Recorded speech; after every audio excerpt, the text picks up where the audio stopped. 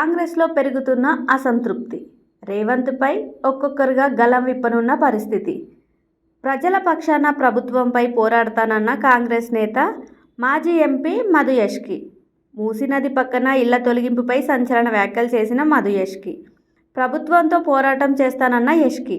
మీ ఇళ్లపై ఒక గడ్డపార పడదు, ప్రశాంతంగా నిద్రపోండి అన్న యాష్కి. అవసరమైతే పైసా ఖర్చు లేకుండా న్యాయ పోరాటం చేస్తా. మూసీ సుందరీకరణ ప్రాజెక్టుకు సంబంధించిన బాధితులతో మాట్లాడుతూ టీపీసీసీ ప్రచారం కమిటీ చైర్మన్ మధు యాష్కి ఆసక్తికరమైన వ్యాఖ్యలు చేశారు.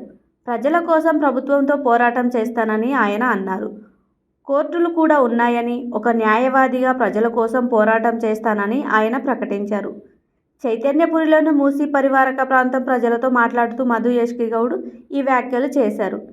ప్రభుత్వం కూల్చివేతలపై నిర్ణయం తీసుకుంటే ఒక న్యాయవాదిగా పోరాడతానని, అదేవిధంగా ప్రభుత్వంతో కూడా ప్రజల తరపున పోరాటం చేస్తానని, కూల్చివేతలపై ప్రభుత్వం ఎలాంటి నిర్ణయం తీసుకోలేదు, బ్లూ మార్కులకు సంబంధం లేదు అని మూసీ బాధితులకు మధు యాష్కి భరోసా ఇచ్చే ప్రయత్నం చేశారు.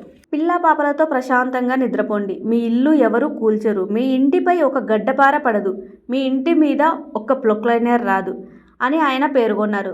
ప్రభుత్వం అన్యాయంగా ఇల్లు కూలగొడితే సోదరుడిగా, న్యాయవాదిగా పైసా ఖర్చు బారపడకుండా కోర్టులో కేసు వేసి న్యాయం చేస్తానని ఆయన అన్నారు. ఈ మేరకు కొత్తపేట చైతన్యపురి డివిజన్లో బాధితులను కలిసి ఆయన మాట్లాడారు. Hi, this is Swathi. Like చేయండి, షేర్ చేయండి, కమెంట్ చేయండి అండ్ సబ్స్క్రైబ్ చేయండి GR TV. Hi, this is Monica. Please like, share and subscribe GR TV.